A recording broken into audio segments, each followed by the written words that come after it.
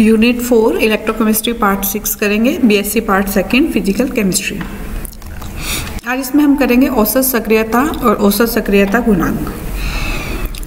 किसी भी जो हम सिंपल आयनिक कंपाउंड लेते हैं, जब उसको हम सॉल्यूशन में घोलते हैं तो जो सांद्रता हमने आयनिक कंपाउंड की ली है वही सांद्रता जो है हम उसके आयनों की भी मानते हैं। लेकिन ये लो कंसंट्रेशन के सॉल्यूशंस में होता है। जब कंसंट्रेशन की वैल्यू हाई होती है तो हमें जितनी सांद्रता आयनों की है उतनी ही नहीं मिलती है उतनी, जबकि इसके लिए हम यूज़ करते हैं टर्म सक्रियता।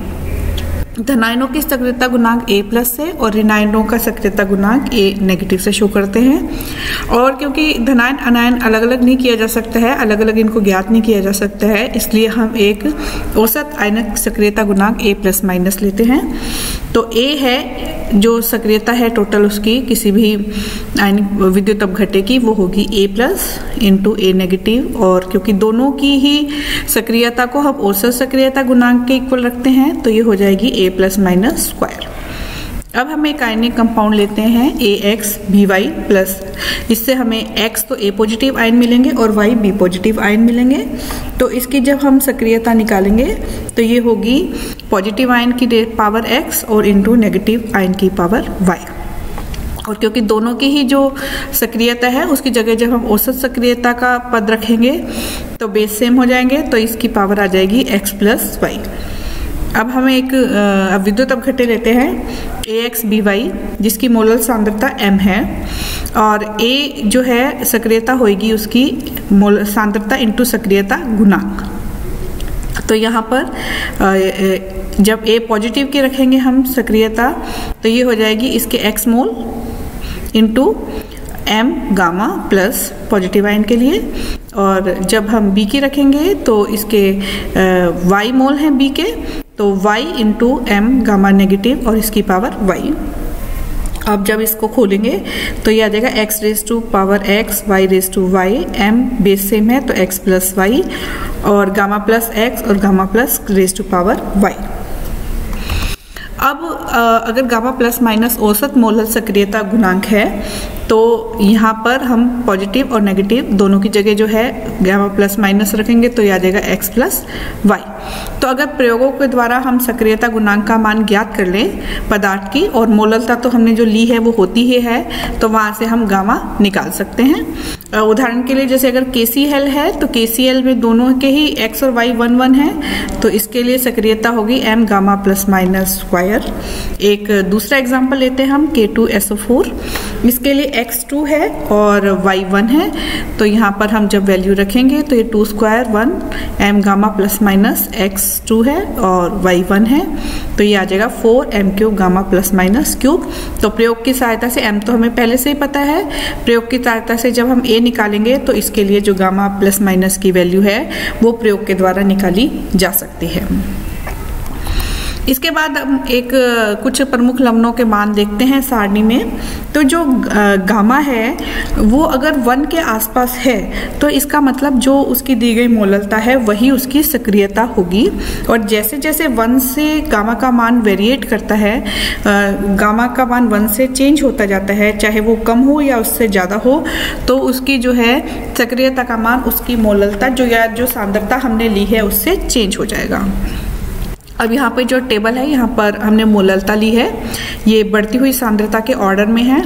ये 0.001 सबसे कम है मोललता, यानी कि यह सबसे डाइल्यूट सॉल्यूशन है, और यहाँ पे जाने पे ये 3M यानी ये सबसे कंसंट्रेटेड सॉल्यूशन है।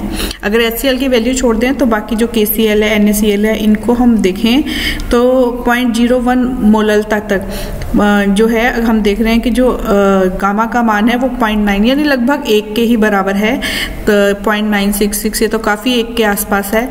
तो इसलिए हम इन डाइल्यूट सॉल्यूशन में सांद्रता और जो इसकी सक्रियता है उसको बराबर ही मान सकते हैं। तो जो भी हमारे फॉर्मूले होंगे या जो भी कैलकुलेशंस होंगी उसमें सांद्रता की जगह सक्रियता की जगह सांद्रता ही ली जा सकती है।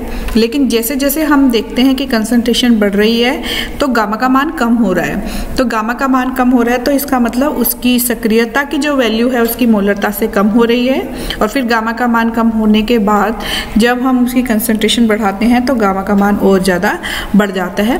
तो ये जो यूनिमोलिकुलर जो मतलब जो यूनिवेलेंट जो है, जो एल्कली मेटल्स वाले जो क्लोराइड्स हैं, हम देख रहे हैं कि इनके तो गामा के मान लगभग जो हैं बराबर ही हैं। इसके बाद है एक ये हम ग्राफ लेते हैं मोलरता के बीच में और सक्रियता गुणांक के बीच में। तो ये हम देख रहे हैं मोलरता बढ़ रही है, यानी इस तरफ जाने से उसकी डाइल्यूशन या हम कहते हैं तनुता बढ़ रही है, और ये सक्रियता गुणांक है। तो हम देख रहे हैं कि कम सांद्रता पर मोलर सक्रियता गुणांक का मान इकाई के करीब है। ये देखिए कम सांद्रता है तो ये इकाई के आसपास ही आता है मोलर सक्रियता गुणांक यहाँ पर, और सांद्रता बढ़ने पर इसका मान कम होता है और फिर उसके बाद दोबारा जो है ये बढ़ने लगता है। और प्रबल जो विद्युत अपघट्य हैं उनमें सक्रियता गुणांक और मोलरता के वर्ग में ग्राफ अगर खींचें तो हम ये देखते हैं कि लगभग इसका मान समान ही आता है। नेक्स्ट टर्म है हमारे पास आयनिक सामर्थ्य। किसी विलयन में आयनों की उपस्थिति के कारण उत्पन्न विद्युत सामर्थ्य की माप को उसका आयनिक सामर्थ्य कहते हैं। आयनिक सामर्थ्य डिपेंड करता है कि हमने उन आयनों की कितनी सांद्रता ली है और उसकी कितनी, उसके ऊपर आयनिक चार्ज कितना है। तो यहाँ से इसको म्यू से प्रदर्शित करते हैं, और म्यू जो है वो किसके इक्वल है, प्रत्येक आयन के विद्युत सामर्थ्य के योग के बराबर। जैसे पहला m है, अगर उसकी सांद्रता m1 है और उसके वैलेंसी Z1 है तो उसका आयनिक सामर्थ्य होगा 1/2 m1Z1²। ऐसे ही अगर 2 आयन हैं या 3 आयन हैं तो जितने भी आयन हैं उनके आयनिक सामर्थ्य को हम अगर ऐड कर दें तो टोटल हमारे पास उस विलयन का आयनिक सामर्थ्य आ जाता है। अब एक उदाहरण लेते हैं हम कैल्शियम फॉस्फेट का। कैल्शियम फॉस्फेट की जो सांद्रता है वो हमने 0.1 m ली है, और हम ये मानते हैं कि इसका पूर्णतः आयनीकृत हो गया है। तो कैल्शियम फॉस्फेट से हमें मिलेंगे 1 मोल कैल्शियम फॉस्फेट से मिलेंगे 3 मोल कैल्शियम और 2 मोल फॉस्फेट। यानी अगर इसकी सांद्रता 0.1 m है तो कैल्शियम की सांद्रता इसके 3 गुना होगी, यानी 3 × 0.1, और फॉस्फेट की 2 गुना होगी, यानी 2 × 0.1, और यहाँ पर m1.3 m2.2, और इसकी जो वैलेंसी है Z1 2 आ जाएगी और फॉस्फेट की वैलेंसी हमारे पास 3 आएगी। अब विलयन का जो आयनिक सामर्थ्य है वो क्योंकि 2 आयन है तो m1Z1² प्लस m2Z2² है, और m1 की वैल्यू रख दी यहाँ पे 0.3, Z1 2 था तो स्क्वायर 4 हो गया, m2.2 है, और इधर Z2 जो है हमारे पास 3 था तो 3 का स्क्वायर 9 हुआ। तो यहाँ से इसका जो सॉल्व करने पे वैल्यू आ गई है हमारे पास आयनिक सामर्थ्य की 1.5। इसका एक और उदाहरण लेते हैं हम। एक विलयन में 0.1 मोलल जो है NaCl है और 0.01 मोलल कैल्शियम क्लोराइड का मिश्रण है। तो इस विलयन की हमें आयनिक सामर्थ्य परिकलित करनी है। तो सबसे पहले हम देखेंगे इसमें कितने आयन हैं। तो इसमें 3 आयन हैं, देखिए जैसे सोडियम, कैल्शियम और क्लोराइड। सोडियम आयन जो है सोडियम क्लोराइड से मिल रहा है सिर्फ, कैल्शियम आयन सिर्फ कैल्शियम क्लोराइड से मिल रहा है, जबकि क्लोराइड आयन्स NaCl से भी मिलेंगे और हमें कैल्शियम क्लोराइड से भी मिलेंगे। तो जो क्लोराइड आयन की सांद्रता है वो सोडियम क्लोराइड से मिले हुए आयन और कैल्शियम क्लोराइड से मिले हुए आयनों को जोड़ देने पर हमें मिलेगी। तो सबसे पहले सोडियम 0.1 इसकी सांद्रता और वैलेंसी तो 1 है ही, और कैल्शियम की 1 मोल से 1 मोल ही मिल रहा है तो 0.01 सांद्रता और इसकी वैलेंसी +2 होती है। और क्लोराइड यहाँ से 1 मोल से 1 मोल मिलेगा यानी 0.1 प्लस यहाँ से क्लोराइड मिलेंगे जितने मोल कैल्शियम क्लोराइड है उसके डबल, तो 2 × 0.01। तो इसकी जो सांद्रता है वो होगी 0.1 + 0.02 = 0.112 और वैलेंसी 1 है। तो अब हम इसका समीकरण में मान रख देंगे तो ये आ जाएगा 0.1 × 1² प्लस 0.01 × 2² प्लस 0.12 × 1², और यहाँ से ये वैल्यू मिलेंगी, इनको जोड़कर 0.26/2 0.13। तो इस जो हमारे पास मिश्रण है इस मिश्रण का आयनिक सामर्थ्य आ जाएगा 0.13। अब कुछ और एग्जाम्पल हैं। इसमें सबसे पहले हम लेते हैं 0.2 m सोडियम फॉस्फेट। तो सोडियम फॉस्फेट जो है 2 ही तरह के इसमें आयन हैं, तो इसलिए हमने इसमें m1Z1² प्लस m2Z2² फॉर्मूला लिया है।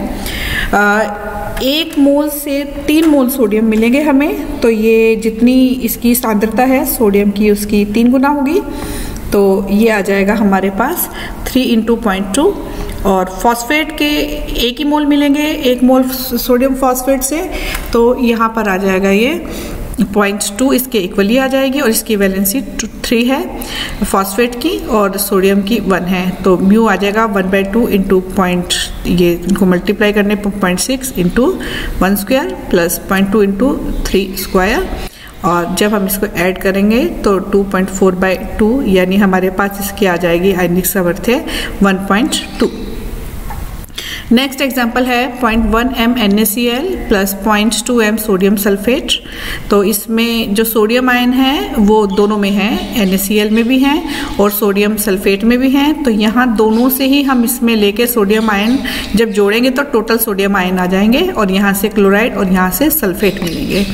तो यहाँ से 0.1 प्लस और यहाँ पे डबल मिलेंगे सोडियम आयन सोडियम सल्फेट से, तो 2 इंटू 0.2, तो ये हो गया टोटल 0.5। और यहाँ पर इसकी जो सांद्रता है सोडियम, इसकी वैलेंसी सोडियम की 1 है। और फिर क्लोराइड, तो क्लोराइड की जो सांद्रता है 0.1 है और इसकी वैलेंसी 1 है। और सल्फेट के लिए इसकी सांद्रता जो है यहाँ से लेंगे 0.2 इंटू जो वैलेंसी है वो 2 है, तो ये हमारे पास आयनिक सामर्थ्य आ जाएगा 1/2 और 0.5 into 1 square plus 0.1 into 1 square plus 0.2 into 2 square. और इसको सॉल्व करके 1.4/2 यानी 0.7 जो है हमारे पास इस सॉल्यूशन का आयनिक सामर्थ्य आ जाएगा। नेक्स्ट है हमारे पास क्रोमियम सल्फेट। क्रोमियम सल्फेट के लिए जो है जितने क्रोमियम सल्फेट की सांद्रता है उसके डबल क्रोमियम आयन है, तो क्रोमियम के लिए जो है हमारे पास सांद्रता हो जाएगी 2 इंटू 0.01, ये इसकी क्रोमियम सल्फेट की सांद्रता थी यानी 0.02। क्रोमियम की वैलेंसी 3 है, सल्फेट की सांद्रता 3 गुनी होगी तो इसलिए 3 इंटू 0.03 और इसकी जो वैलेंसी है सल्फेट की वो 2 है, तो आयनिक सामर्थ्य हो जाएगा 1/2 0.02 इंटू 9 प्लस 0.03 इंटू 4। और यहाँ से इसको सोल्व करने के बाद क्रोमियम सल्फेट सॉल्यूशन का जो आयनिक सामर्थ्य है हमें प्राप्त होता है 0.15। इसी तरह से नेक्स्ट जो हमारे पास था वो था सोडियम क्लोराइड और बेरियम क्लोराइड। अगर हम इसे देखें तो सोडियम क्लोराइड, जो सोडियम आयन 3 तरह के आयन हैं, सोडियम, बेरियम और क्लोराइड। सोडियम NaCl से ही मिल रहा है, बेरियम सिर्फ बेरियम क्लोराइड से मिल रहा है, जबकि क्लोराइड हमें सोडियम क्लोराइड से भी मिलेंगे और बेरियम क्लोराइड से भी मिलेंगे। तो सोडियम की सांद्रता 0.01, वैलेंसी 1 रहेगी। क्लोराइड सोडियम क्लोराइड से 0.01 और बेरियम क्लोराइड से डबल मिलेंगे, तो 0.02 को हमने किससे किया, 2 से मल्टीप्लाई किया, तो टोटल क्लोराइड आयन की सांद्रता हो गई 0.05, वैलेंसी 1 है। बेरियम की जो है वो सांद्रता 0.02 और वैलेंसी 2 है, और यहाँ से म्यू आ जाएगा 1/2 और ये m1z1 स्क्वायर की value m2z2 square plus m3z3 square, और 0.14 डिवाइडेड बाई 2 यानी 0.07 जो है हमारे पास इस मिश्रण के लिए आ जाएगा आयनिक सामर्थ्य। इसमें जो आने वाले क्वेश्चंस हैं, एक तो आपसे ये पूछा जाएगा कि सक्रियता गुणांक को परिभाषित कीजिए या सक्रियता किसे कहते हैं, और जलीय जो डाइल्यूट सॉल्यूशन है उसकी सक्रियता और उसकी सांद्रता में क्या संबंध है, आयनिक सामर्थ्य किसे कहते हैं, और आपको कोई भी इस तरह का कोई एक एग्जाम्पल देके उसका आयनिक सामर्थ्य कैलकुलेट करने के लिए कहा जा सकता है।